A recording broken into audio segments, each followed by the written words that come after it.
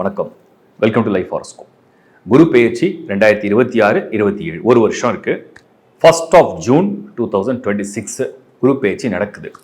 இண்டிவிஜுவலாக ஒரு ராசிக்கு என்ன பலன் வரப்போகுது அப்படிங்கிறத நான் டீட்டெயிலாக கொடுக்குறேன். இந்த வீடியோட எண்டை தயவு செஞ்சு ஃபுல்லாக பாருங்கள். நான் உலக நடவடிக்கைகள், உலகத்தில் நடக்கக்கூடிய முக்கியமான நிகழ்வுகள், அதுலேருந்து இந்த குரு பெயர்ச்சியை கனெக்ட் பண்ணி நிறைய இன்ஃபர்மேஷன் உங்களுக்கு கொடுக்க போகிறேன். அதனால் தயவு செஞ்சு ஃபுல் வீடியோ பாருங்கள்.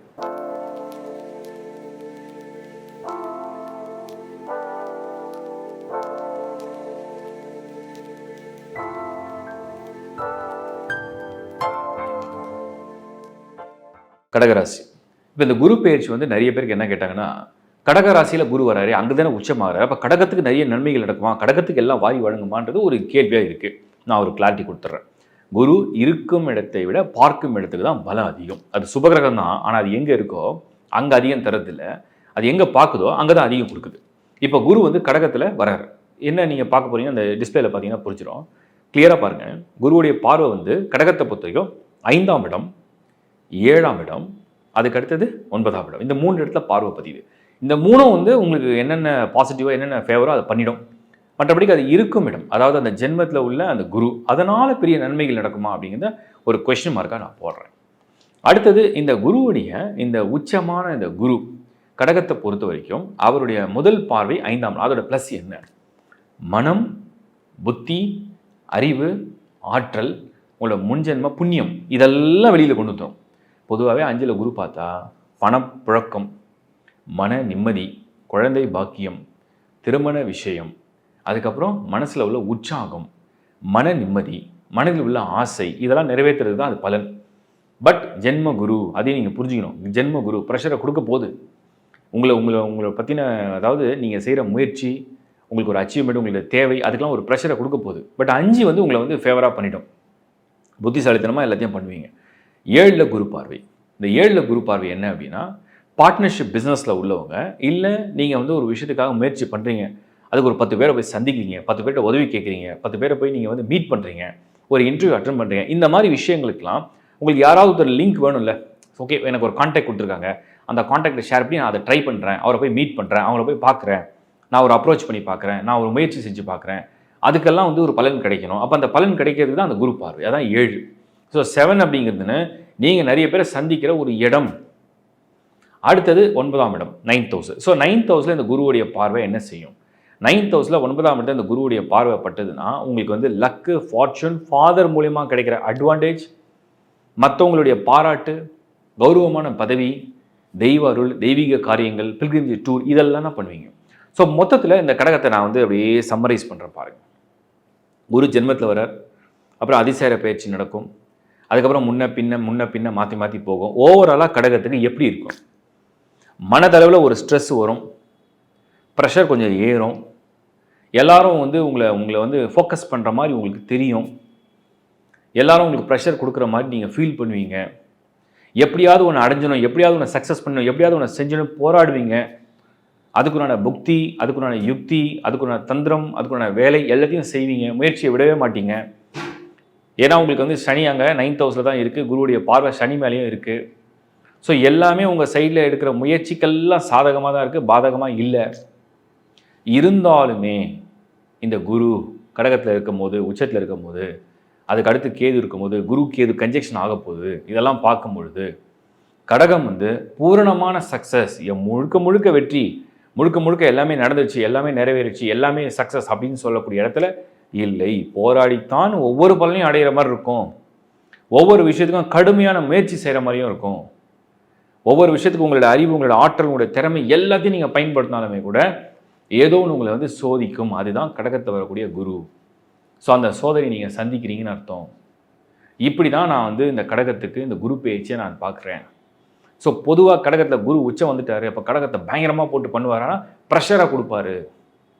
ஒரு மனிதன் நீங்கள் ஒரு களத்தில் இறங்குறாங்க, உதாரணத்துக்கு ஒரு போட்டி நடக்குது, ஒரு ஸ்போர்ட்ஸ் நடக்குது, அதில் அவங்க இறங்கும் போது நீ ஜெயிச்சும் ஆகணும், இல்லை நீ எப்படியாவது உன் திறமையை ஃபுல்லாக காமிக்கணும் அப்படின்னு சொல்லும் போது ப்ரெஷர் தான் ஏறும். அப்படிப்பட்ட ப்ரெஷர் தான் இந்த குரு கொடுக்க போகிறார்.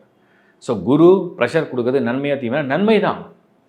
பட் ரிசல்ட்டை ஃபேவராக கொண்டு வந்துருவாரா அப்படின்னா அதுக்கு நிறைய தியாகம் பண்ண வேண்டி வரும். அதுதான் அந்த குரு சொல்லுது. ஸோ இது வந்து பொருளாதார ரீதியாக எடுத்திங்கன்னா, வேலை விஷயமா எடுத்திங்கன்னா, குடும்ப வாழ்க்கை இப்படி எல்லா ஆஸ்பெக்ட்லையும் பார்க்கும்போது இது எல்லாத்தையும் கெடுக்கிற இடத்துல இல்லை. நான் சொன்ன மாதிரி 5ஆம் இடம் குழந்தை பாக்கியம் சம்மந்தப்பட்டது. நான் சொன்ன மாதிரி 7ஆம் இடம் நீங்கள் வந்து ஒரு மனிதராக சந்திக்கும் போது உங்களுக்கு வந்து இன்னும் அடிஷ்னலாக நிறைய சப்போர்ட் கிடைக்கிற ஒரு நேரம். அதே மாதிரி 9ஆம் இடம் உங்களுக்கு வந்து ஃபார்ச்சூன், லக்கு, ஃபேவர், நிறைய பேர் உங்களை வந்து பாராட்டக்கூடிய ஒரு இடம், ஒரு அடையாளப்படுத்துகிற இடம், ஒரு புகழ், இதெல்லாம் கிடைக்கிற ஒரு பகுதி. இதெல்லாம் தான் அந்த 9. பட் ஆக்சுவல் விஷ் அப்படின்னு ஒன்று இருக்கும் இல்லையா? அப்போ உங்கள் மனசில் ஒரு ஆசை, ஒரு விருப்பம், இது நடந்தால் நல்லா இருக்குமே, அதை நிறைவேற்றுமான்னு மட்டும் தான் ஒரு கொஸ்டின் மார்க் நான் போடுறேன். நல்லா ஒர்க் பண்ணுங்கள் கடகம், மனம் தளராமல் போராடுங்கள். வாழ்த்துக்கள். இப்போ நீங்கள் பார்த்தது வந்து ஒரு பொதுவான பலனால கூட நான் டீட்டெயிலாக இப்போ சில எக்ஸ்பிளனேஷன் கொடுக்குறேன். தயவு செஞ்சு கொஞ்சம் கவனித்து பாருங்கள். குரு 1 ஜூன் 2026 2026 முதல் தேதி ஜூன் மாதம் கடகத்துக்கு வரார். மிதுனத்துலேருந்து கடகத்துக்கு வரார். கடகத்துக்கு வந்து அங்கேயே இருக்க போகிறது இல்லை. ஒரு வருஷம் குரு எப்பவுமே பயிற்சி நடந்தால் இருக்கும். ஸோ 2027 ஜூன் வரைக்கும் இந்த குரு பயிற்சி இருக்குது. அப்படி 2027 வரைக்கும் இருக்கிற இந்த குரு அதே கடகத்தில் அப்படியே ஃபுல்லாக உச்சத்தில் அப்படியே இருப்பாருன்னா இருக்க மாட்டார். அதிசார பயிற்சி அட்வான்ஸ் டிரான்சிட்னு அக்டோபரில் கொஞ்சம் நடக்க போகுது. மறுபடியும் ஜனவரியில் திரும்ப பேக் டு கடகம் வந்துடும். அப்போ அதிசார பயிற்சி சிம்மத்துக்கு போயிட்டு வரும். இந்த கால்குலேஷன்லாம் இருக்குது. அதை நான் அதுக்கப்புறம் ஒரு வீடியோவாக கொடுத்துட்றேன்.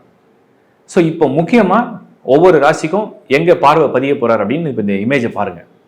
குரு கடகத்தில் இருக்காரா? உச்சத்தில் இருக்கார். ஸோ கடகன்றது உங்களுக்கு எங்கே இருக்குன்னு தெரியும். இப்போ இந்த இமேஜை பார்த்தா தெரிஞ்சிடும். உச்சத்தில் இருக்கார். அவரோட பார்வை எங்கே விழுது? கரெக்டாக ஃபர்ஸ்ட் நேரடியாக பார்வை மகரம். அவரோட 5வது பார்வை விருச்சிகத்தில் விழுது பாருங்க. அவருடைய 9வது பார்வை கரெக்டாக மீனத்தில் விழுது. ஸோ விருச்சிக ராசி, மகரம் அண்ட் மீனம் 3 ராசியை இந்த குரு பார்க்குறாரு. இப்போ கிளியராக புரிஞ்சுதா உங்களுக்கு? குரு பார்வை எங்கே இருக்குது தெரிஞ்சிட்டீங்க. அடுத்தது இந்த குரு இது ஒரு இண்டிவிஜுவல் ராசிக்கு தான் இப்போ நான் பலன்களை சொல்லியிருக்கேன். உலகளாவிய மாற்றங்களுக்கு பொதுவாக இந்த குரு பேச்சு நன்மையா தீமையா அப்படின்னு நிறைய பேர் என்கிட்ட கேட்ட கேள்விக்கு நான் கொடுக்குற பதிலை புரிஞ்சுங்க. இண்டிவிஜுவலாக உங்கள் ராசிக்கு நேரம் நல்லா இருக்குது, தசா புத்தி நல்லா இருக்குது, உங்களுக்கு பர்த் சார்ட்டில் வந்து குரு நல்லா இருக்காரு, யோகக்காரனாக இருக்காரு, குரு தசை நடக்குது, குரு புத்தி நடக்குதுன்னா இதோடைய பர்சன்டேஜ் அப்படியே ஆட் ஆகிட்டே வந்துடும். சப்போஸ் குரு தசை இல்லை, குரு புக்தி இல்லை, இண்டிவிஜுவலாக ஹாரோஸ்கோப்லையும் குரு ஃபேவராக இல்லை, குருவே கெட்டு போயிருக்கு சார்ட்லன்னா அதோட பர்சன்டேஜ் குறைஞ்சி கொடுக்கும். அவ்வளோதான் வித்தியாசம். இதை முதல்ல தெளிவுபடுத்திடுறேன். அடுத்தது உலக நிகழ்வுகள் என்ன நடக்க போகுது அப்படின்னு பார்த்தீங்கன்னா, குளோபலா குரு வந்து கடகத்துக்கு வரார், நல்ல விஷயம் தான். உச்சமாகறார், ஃபுல் பவரோட வரார், நல்ல விஷயம். சனியை பார்க்குறார், சனியை சாந்தப்படுறார், நல்ல விஷயம் தான், இல்லைன்னு சொல்ல. ஆனால் இந்த குரு கேதுவை நெருங்கி இருப்பார். கேது வந்து ஆன்டி கிளாக் வைஸ், குரு வந்து கிளாக் வைஸ். ஸோ கேதுவை நெருங்கி இருப்பார் குரு.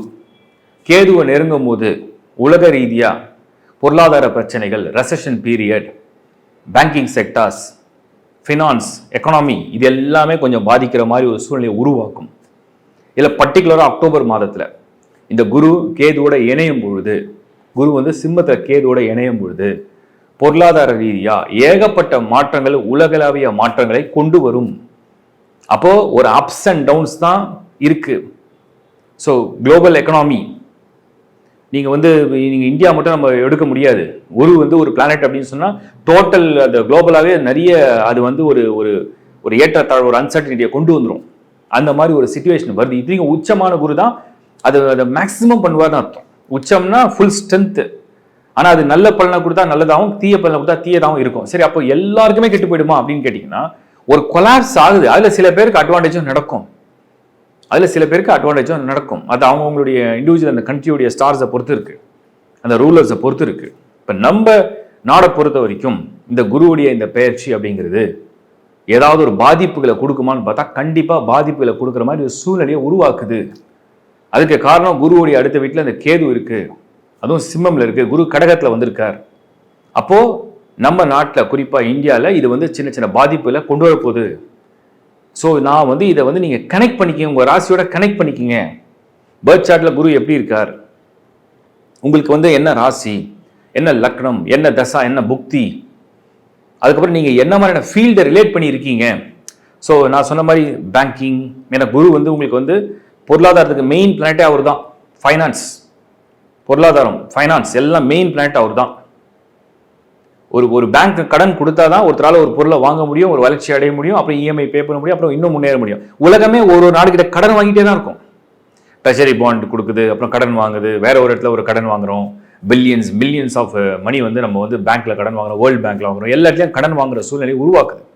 ஸோ கடன் வாங்கினா தான் நம்மளால வாழ்க்கையை வந்து நடத்த முடியுன்ற சூழ்நிலை இருக்கு. அதுக்கு அதிபதியே இந்த குரு தான். பொருளாதாரம், உலக பொருளாதாரம். ஸோ இது எல்லாம் அவரை பேஸ் பண்ணி தான் இருக்கு. அது கொஞ்சம் இந்த வருஷம் 2026-27 சரியான பொசிஷன்ல இல்லை. இதுல என்னன்னா இன்னொரு விஷயம் வந்து கேதுவுடைய டிரான்சிட் வந்து இந்த வருஷம் எண்டில் நடக்கும். அப்போ மறுபடியும் குருவோடைய அது சேர்ந்து நிற்கும். இந்த மாதிரி இருக்கு. ஸோ நெக்ஸ்ட் 2026 ஜூன்லேருந்து 2027 ஜூன் வரைக்கும் இந்த சிச்சுவேஷன் இருக்கு. நான் இதை வந்து முன்கூட்டியே உங்களுக்கு தகவல் கொடுக்குறேன். இது மாதிரி தான் நான் நிறைய தகவல்களை சனி பயிற்சி அப்போ கொடுத்தேன்.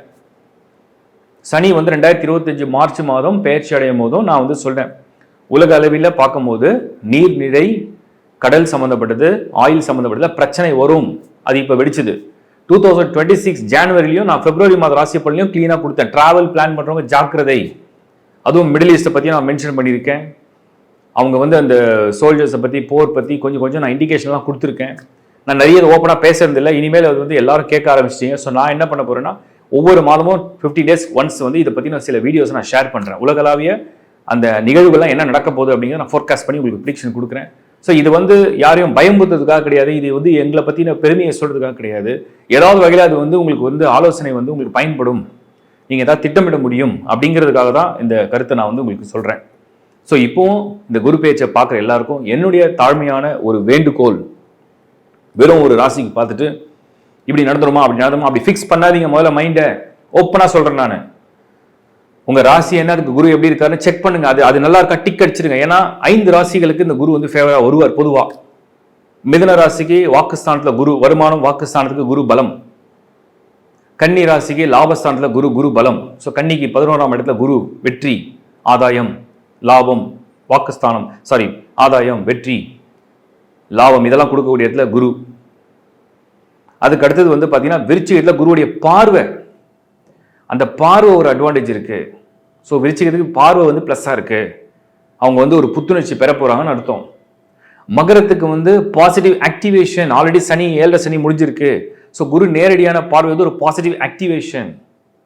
மீனம் 7 சனியில சனி ஜென்மத்தில் உட்காந்து படாத பாடுபடுத்த இந்த சூழ்நிலையில் குருவுடைய பார்வை அவங்களுக்கு ஒரு ஆறுதலாகவும் துணையாகவும் உதவியாகவும் அவங்களை வழி நடத்துது. இதுதான் அதோட அர்த்தம். ஸோ நீங்கள் புரிஞ்சிட்டு இருப்பீங்க. மகரம், விருச்சிகம், மீனம், மிதுனம் அண்ட் கன்னி இதுக்கெல்லாம் ஆதாயமான காலங்களாக இருக்கு. இதை பற்றின இன்னும் நிறைய டீட்டெயிலான வீடியோ தனித்தனியாக ஒரு டைட்டிலில் கொடுக்குறேன். ஃபுல்லாக பாருங்கள், புரிஞ்சுங்க. உங்கள் நண்பரோட உறவோட தயவுசெய்து ஷேர் பண்ணுங்கள். சப்ஸ்கிரைப் பண்ணி உங்கள் மேலான ஆதரவு கொடுங்க. ஏன்னா நீங்கள் சப்ஸ்கிரைப் பண்ணும்போது எங்களுக்கு அது இன்னொரு பெரிய பூஸ்ட். அதுக்கப்புறம் கமெண்ட்ஸ் வந்து நான் ரிப்ளை கொடுக்க ஆரம்பிச்சிருக்கேன். முன்னாடியும் கொடுத்துருக்கேன். இப்போ நான் மறுபடியும் அந்த ரிப்ளை கொடுக்குறேன். உங்களுக்கு வந்து கமெண்ட்ஸ் வந்து ஃபஸ்ட்டு 2 to 3 days. ஏன்னா அடுத்தடுத்த வீடியோ அப்லோட் ஆகும்போது அதுக்கு நான் கமெண்ட்ஸுக்கு ரிப்ளை கொடுக்க போகிறேன். அதனால் நீங்கள் கமெண்ட்ஸ் வந்து யாருக்காவது டவுட்னா உங்கள் ஃபுல் தகவலை எழுதாதீங்க. ஷார்ட் அண்ட் ஸ்வீட்டாக என்னன்றதை டவுட்டை கேட்டுருங்க. நான் ரிப்ளை கொடுக்குறேன், பாருங்கள். தேங்க்யூ. தேங்க்ஸ் ஃபார் வாட்சிங் life horoscope. Is bye from Shankar Narayan. வணக்கம்.